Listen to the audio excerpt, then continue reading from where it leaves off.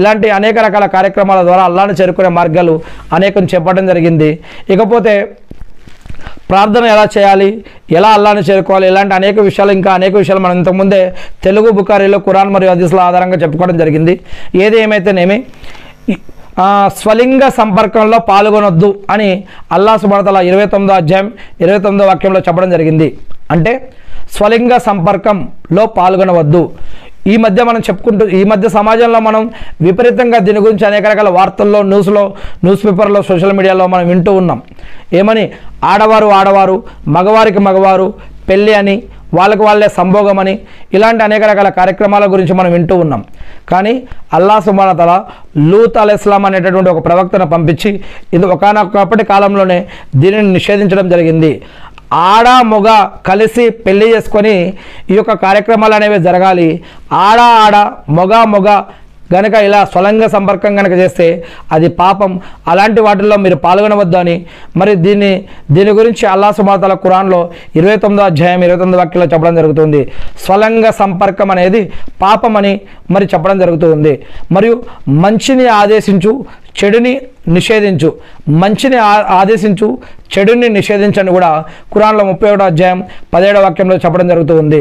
మరియు భూమిలో అహంకారంతో నడవకు 31వ అధ్యాయం 18వ వాక్యం. మరియు స్త్రీలు తమ అందచందాలు ప్రదర్శించకూడదు అని 33వ అధ్యాయం 33వ వాక్యంలోను మరియు ఖురాన్లో 3వ అధ్యాయంలో కూడా ఇలాంటి అనేక విషయాలు చెప్పబడ్డాయి. స్త్రీలు తమ యొక్క అందచందాలు ప్రదర్శించకూడదు అని.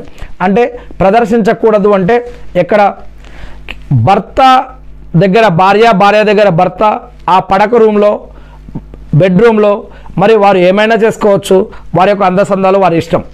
అందుకే ఇంతకుముందు ఒక ఖురాన్ వాక్యం చదివాం, పిల్లలు కూడా తల్లిదండ్రుల రూమ్లోకి వెళ్ళాలి అంటే పర్మిషన్ తీసుకొని వారు ఒప్పుకుంటేనే వారి బెడ్రూమ్లోకి వెళ్ళాలని కూడా మనం ఇంతకుముందు ఖురాన్ వాక్యం చదువుకున్నాం.